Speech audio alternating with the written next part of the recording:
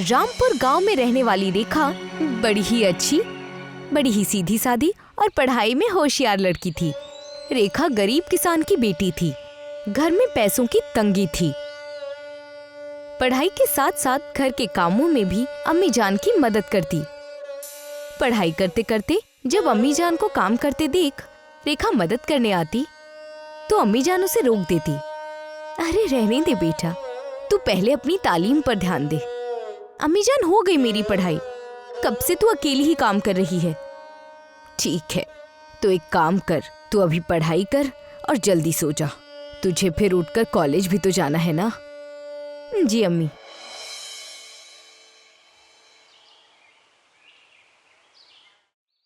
रेखा बगल वाले शहर के कॉलेज में जाती थी।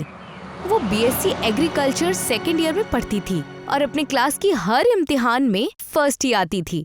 लेकिन रेनू और उसके दोस्त रेखा से बहुत जलते थे। वो लोग रेखा से नफरत करते थे। पता है, इसने ना टीचर लोगों पर काला जादू कर लिया है, वरना हर इम्तिहान में फर्स्ट कैसे आती? बताओ नहीं तो कैसे आती हर इम्तिहान में फर्स्ट? हाँ, सही कह रही है तू रेनू। इस गांव वाली का कुछ तो करना पड़ेगा, नहीं तो ये हमारा जीना हराम कर देगी। जीना हराम तो हम कर देंगे इसका। न शक्ल न सूरत, आई बड़ी इम्तिहान में फर्स्ट आने वाली। रेनू शहर के रईस बाप की बेटी थी और इसीलिए अपने कपड़ों और चेहरे की चमक धमक का खास ख्याल रखती थी। एक आम जिंदगी जीने वाली रेखा को हमेशा नीचा दिखाया करती। जब ठंड का मौसम आया, रामपुर से शहर आने वाली रेखा जब घर से निकलने लगी तो अम्मी जान ने कहा, अरे रेखा, कितनी ठंड है बाहर और तू कॉलेज जा रही है तो कम से कम मफलर तो ओढ़ कर जा। नहीं माँ, मैं चली जाऊंगी ऐसे ही। अरे बेटा, इतनी ठंड है, सुन मेरी बात, मफलर पहन कर जा, ऐसे मत जा। लेकिन माँ, वो काफी पुराना है। लेकिन ठंड से तो बचाएगा ना, तू पहन कर जा, मैं कह रही हूँ ना। ठीक है माँ। रेखा पैदल ही गांव से कॉलेज आती जाती थी।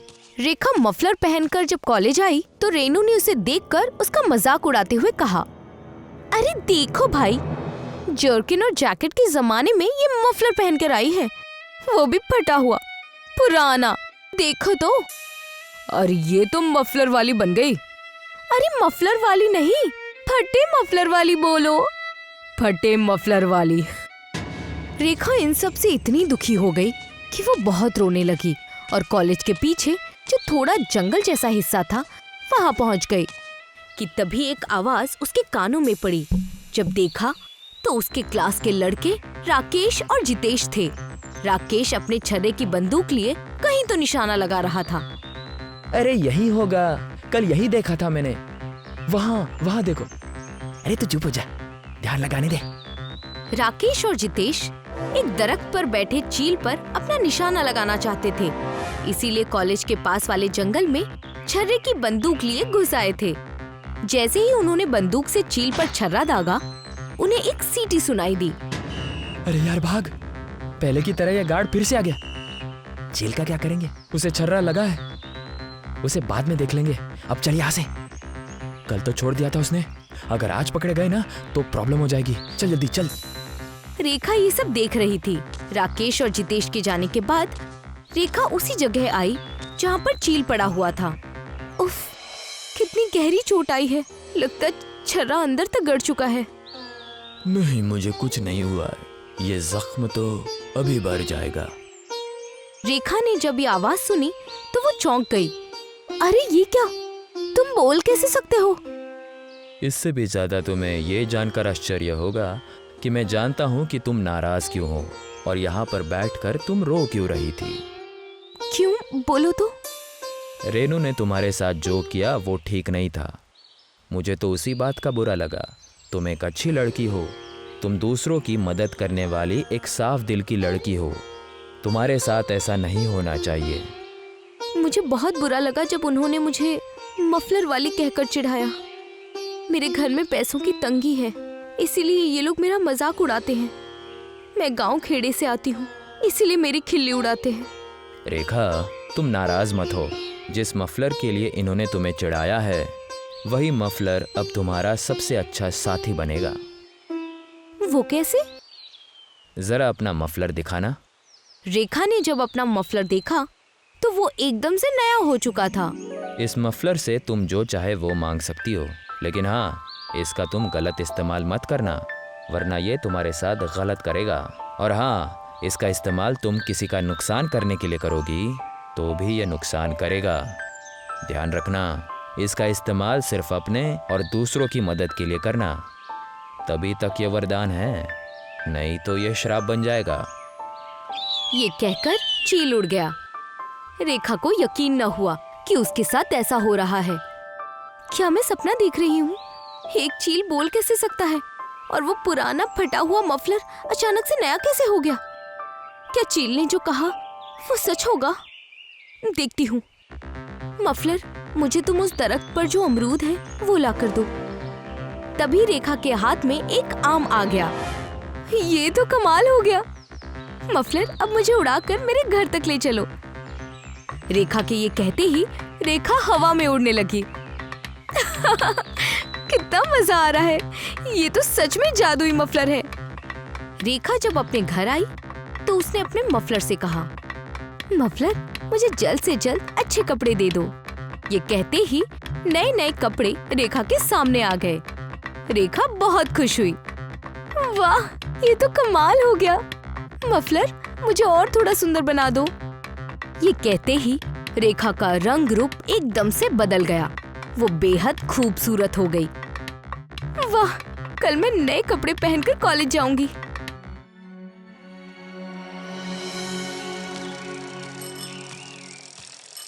दूसरे दिन जब रेखा अपनी क्लास में जाने लगी तो उसे देखकर सब दंग रह गए। रेखा ने नए कपड़े पहने थे और अब वो बेहद खूबसूरत दिखने लगी थी। रेनू ने जब उसे देखा तो पहचान ही नहीं पाई। अरे, ये कौन है? नई एडमिशन है क्या? अरे पागल, ये वही है, अपनी दुश्मन रेखा। देख तो कैसे बदल गई है। अरे ये कैसे हो सकता है? ये नहीं हो सकता। ये रातों रात इसमें ये बदलाव आया कैसे? हमें इसका पता लगाना ही होगा। तुम जाओ रीमा, तुम जाकर पता लगाओ कि एक गांव की छोरी शहर की गोरी कैसे बनी। जाओ पता करो। कॉलेज से छूटने के बाद जब रेखा कॉलेज से बाहर निकली तो रीमा उसका पीछा करने लगी। जब रेखा शहर से बाहर आई तो रीमा एक दीवार के पीछे से उसे देखने लगी। इस रेखा की बच्ची का रंग रूप बदल कैसे गया? ऐसा कैसे हो सकता है?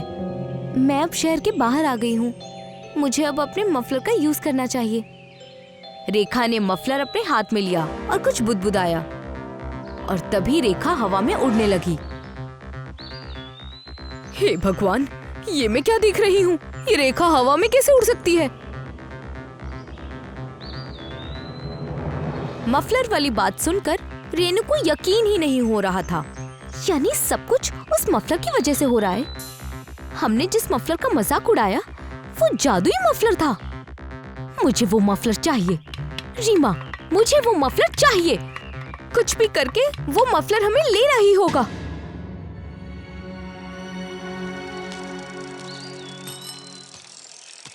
दूसरे दिन जब रेखा कॉलेज आई तो पढ़ते वक्त उसने अपना मफलर अपने बगल में रखा।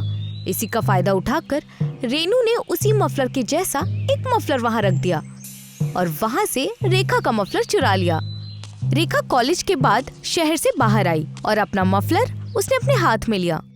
चल मफलर, मुझे घर लेकर चल। रेखा के कहने से जब कुछ नहीं हुआ तो वो हैरान रह गई। अरे मफलर, मुझे घर लेकर चल। क्या हुआ? आज मैं हवा में उड़ क्यों नहीं रही हूँ? अरे, इस जादुई मफलर का जादू कहाँ गायब हो गई?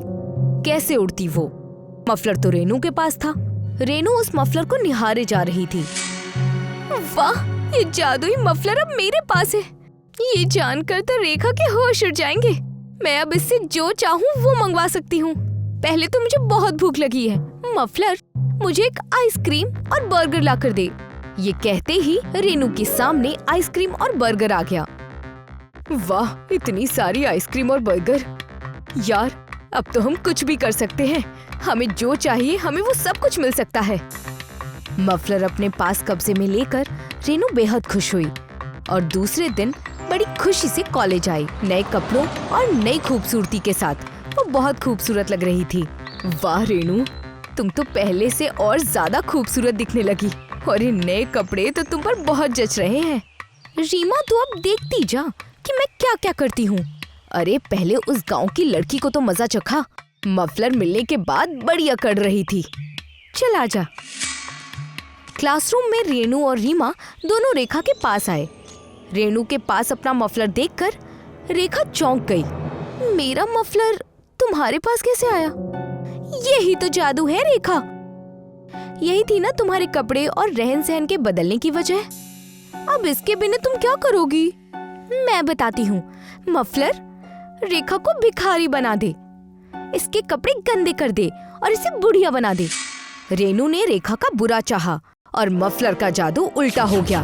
अब गंदे कपड़े रेनू के थे और वो बुजुर्ग हो चुकी थी। अपना ये रूप देखकर वो रोने लगी। नहीं ये मुझे क्या हो गया? मैं बुढ़िया कैसे बन गई? हे भगवान, मुझे ठीक कर दो। मफलर मुझे ठीक कर दो, मुझे ठीक कर दो, मुझे ठीक कर दो हे भगवान। रेखा ने जादुई मफलर अपने हाथ में लिया। हे मफलर, रेनू को ठीक कर दे।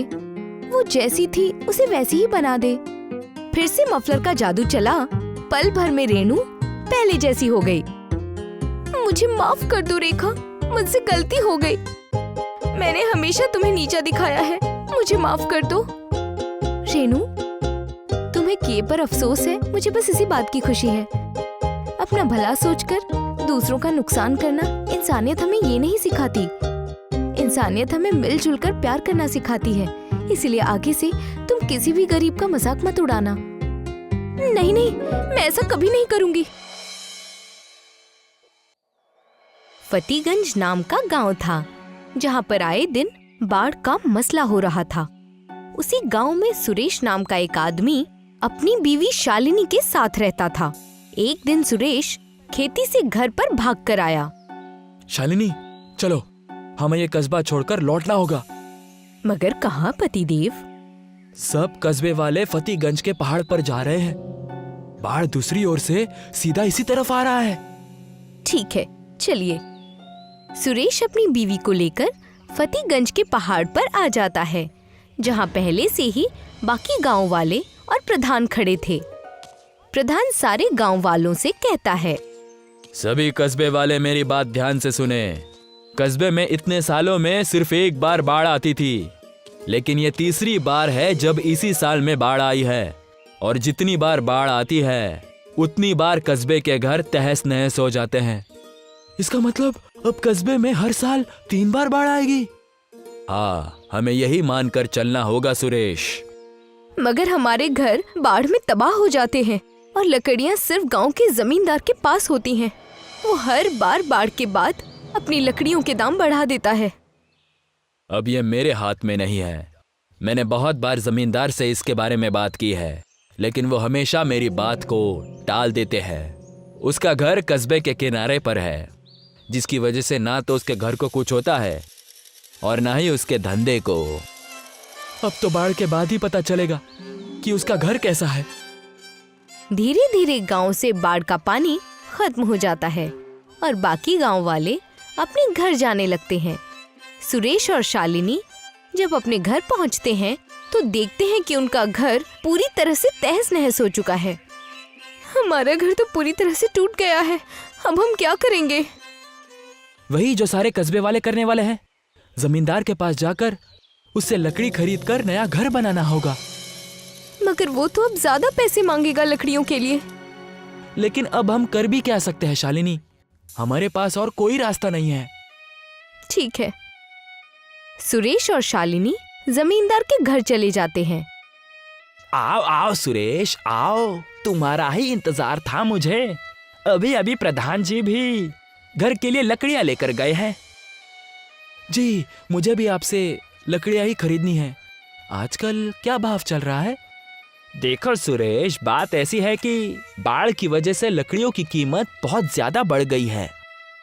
मुझे लगा ही था कि आप लकड़ियों के दाम बढ़ा देंगे। आपकी लालच आपकी शक्ल पर नजर आ रही है। ए, जबान संभाल कर बात करो। तुम जानती नहीं हो कि मैं कौन हूँ? हमें माफ कर दीजिए जमींदार जी, आप बस हमें लकड़ियां दे दीजिए जिसे हम अपना घर बना सके।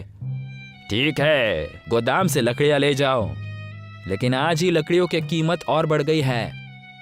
जी, हम खरीद लेंगे। सुरेश और शालिनी गोदाम से लकड़ियां ले जाकर अपना घर फतेहगंज में फिर से बना लेते हैं और शालिनी अपने पति सुरेश से कहती है, आपको जमींदार की बातें नहीं माननी चाहिए थी। तुम भी जानती हो शालिनी, कस्बे की लकड़ियां सिर्फ जमींदार से ही मिलती है। अगर वो नहीं देगा तो हम घर कैसे बनाएंगे? उसके ही लकड़ियों से तो पूरा कस्बा घर बनाता है। उसके साथ कभी अच्छा नहीं होगा, देखना।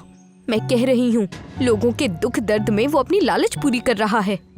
ऐसा नहीं कहते हैं शालिनी, चाहे कोई भी हो। समझ गई पतिदेव, आप बहुत ज्यादा अच्छे हैं।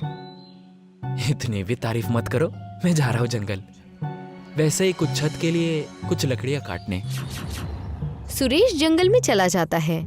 जैसे जैसे वो जंगल के अंदर जाने लगता है तो देखता है कि एक बड़े से दरख्त के नीचे एक साधु ध्यान में विलीन है। सुरेश साधु के पास जाता है और साधु अपने आप अपनी आंखें खोल लेते हैं और सुरेश से कहते हैं, बोलो बेटा, मेरे पास आए हो तो कुछ कहना ही चाहते होगे तुम। जी साधु जी, हमारे कस्बे फतेहगंज में अब साल में 3 बार बाढ़ आने लगी है, जिसकी वजह से हमारे घर बर्बाद हो जाते हैं और जमींदार इसका फायदा उठाकर लकड़ियां महंगी बेच रहा है। क्या आप मुझे कोई रास्ता बता सकते हैं? बिल्कुल बेटा, मैं तुम्हारे कस्बे का दर्द समझता हूँ। साधु अपना हाथ आगे बढ़ाता है और एक मंत्र पढ़ते हैं। जैसे ही वो मंत्र पढ़ते हैं, उनके हाथों में एक बांसुरी आ जाती है। जब भी तुम्हारे कस्बे में बाढ़ आने वाली हो तो सुरेश, तभी तुम इस बांसुरी को बजाना शुरू कर देना। ये कोई मामूली बांसुरी नहीं है। इस बांसुरी को बजाते ही कस्बे के सारे घर के पैर आ जाएंगे और वो सब अपने आप एक जगह से दूसरी जगह नाचते नाचते पहाड़ पर चले जाएंगे। जी, आपका बहुत बहुत शुक्रिया साधु जी। सुरेश वो बांसुरी ले लेता है और गांव के प्रधान के पास चला जाता है और प्रधान को बांसुरी और उसके पीछे की सारी बातें बताता है। अगर ऐसा है तो ये बहुत ही बेहतर बात है सुरेश, क्योंकि जल्दी ही एक बार फिर से बाढ़ कस्बे में आने वाली है। हम सबके घर को बचाने की जिम्मेदारी तुम पर होगी। मुझे तुम पर पूरा यकीन है। जी, आप मुझ पर छोड़ दीजिए। कुछ महीने बीतते हैं और गांव में फिर से बाढ़ आने लगती है। सब भागकर फतेहगंज के पहाड़ पर चढ़ जाते हैं, मगर सुरेश गांव में ही रहता है। पतिदेव चलिए, आपको पता नहीं कि ये बांसुरी काम करेगी या नहीं। आप क्यों अपने आप को जोखिम में डाल रहे हैं? मुझे यकीन है शालिनी कि ये बांसुरी जरूर काम करेगी। तुम जाओ, मैं पूरे घर पहाड़ पर ही लेकर आऊंगा। शालिनी वहां से चली जाती है और सुरेश बांसुरी बजाना शुरू कर देता है। जैसे ही सुरेश बांसुरी बजाने लगता है, गांव के घरों के पैर आ जाते हैं और वो हिलने लगते हैं। सुरेश बांसुरी बजाते बजाते फतेहगंज के पहाड़ पर जाने लगता है और उसके पीछे पीछे घर भी आने लगते हैं। प्रधान दूर से देखता है और कहता है, ये तो कमाल हो गया। कस्बे के घर नाच रहे हैं और सीधे इसी पहाड़ पर आ रहे हैं। सुरेश घरों को पहाड़ पर ले आता है, जिसे देखकर प्रधान सुरेश से कहते हैं, वाह, तुमने तो पूरे कस्बे को नचा दिया सुरेश। बहुत बढ़िया, तुमने आज कस्बे के घरों को आज बचा लिया। तुम्हारा बहुत बहुत शुक्रिया सुरेश। प्रधान जी, ये तो मेरा फर्ज था। बाढ़ का पानी गांव से जाने लगता है और एक बार फिर सुरेश बांसुरी लेकर उसे बजाना शुरू कर देता है। घर एक बार फिर नाच नाच कर उसके पीछे चलने लगते हैं और वो उन घरों को वापस गांव में लेकर चला आता है। सारे घर अपनी अपनी जगह पर जाकर खड़े हो जाते हैं। दूसरी ओर प्रधान जमींदार के घर जाता है। प्रधान को देखकर जमींदार कहते हैं, आओ आओ प्रधान जी, मैं आपका ही इंतजार कर रहा था। सुना है कस्बे में फिर से बाढ़ आ गई थी, लेकिन इस बार भी ये बाढ़ मेरे घर तक नहीं पहुंच पाई प्रधान जी। हाँ, ये सबसे अच्छी बात है कि ये बाढ़ तुम्हारे घर तक नहीं पहुंचा। हाँ, ठीक कह रहे हैं आप प्रधान जी, लेकिन इससे पहले कि आप कुछ कहें, मैं बता दूं कि अब लकड़ियों की कीमत और बढ़ चुकी है। आप प्रधान हैं, बस सिर्फ इसलिए मैं आपको कम पैसों में सस्ती लकड़ी नहीं दूंगा। लाइए पैसे और गोदाम से लकड़ियां ले जाइए। अरे जा, एक फूटी कौड़ी नहीं दूंगा इस बार तुझे। लोगों को लूटता है तू। नहीं चाहिए मुझे तुझसे लकड़ियां। मुझे क्या, किसी को भी तुमसे लकड़ी लेने की कोई जरूरत नहीं है। प्रधान जी, मुझसे अच्छे से बात कीजिए। कहीं आपकी गलती की वजह से मैं पूरे कस्बे को लकड़ियां देना बंद ना कर दूं। मत दे, नहीं चाहिए हमें तुम्हारी लकड़ी। अपनी लकड़ियां तुम अपने पास ही रखो। इतना कहकर प्रधान जी अपने घर के लिए निकल जाते हैं और जमींदार के पास उसका चेला बिल्लू भाग कर आता है। जमींदार जी। क्या क्या, जल्दी बोलो। जमींदार जी, कस्बे में बाढ़ आई थी, लेकिन सुरेश ने बांसुरी से पूरे कस्बे को नचा दिया और घर नाचते नाचते उसके पीछे जाने लगे। अगर ये मजाक है तो ये बड़ा ही भद्दा मजाक है गिल्लू। नहीं नहीं, मैं सच कह रहा हूँ जमींदार साहब। अगर ऐसा है तो ये सुरेश हर बाढ़ में ऐसा ही करेगा और लोगों के घर को बाढ़ से बचा लेगा, जिससे लोग मुझसे लकड़ियां नहीं खरीदेंगे और मैं बर्बाद हो जाऊंगा। कुछ करना होगा मुझे, कुछ ना कुछ तो करना ही होगा। गिल्लू, तुझे सुरेश का घर पता है ना? हाँ मालिक, मुझे पता है। क्यों? रात को तैयार रहना। हमें आज रात उस बांसुरी को सुरेश के घर से चुराना होगा। रात हो जाती है और जमींदार गिल्लू के साथ मिलकर सुरेश के घर में घुस जाते हैं ताकि उसकी बांसुरी चुरा सके। पक्का ये सुरेश का ही घर है ना? हाँ मालिक, ये सुरेश का ही घर है। ढूंढिए, यही कहीं पर वो बांसुरी रखी होगी। वो लोग रसोई घर में जाते हैं जहाँ पर जमींदार को वो बांसुरी मिलती है। ये देखो, ये रही वो बांसुरी। यही वो बांसुरी है ना?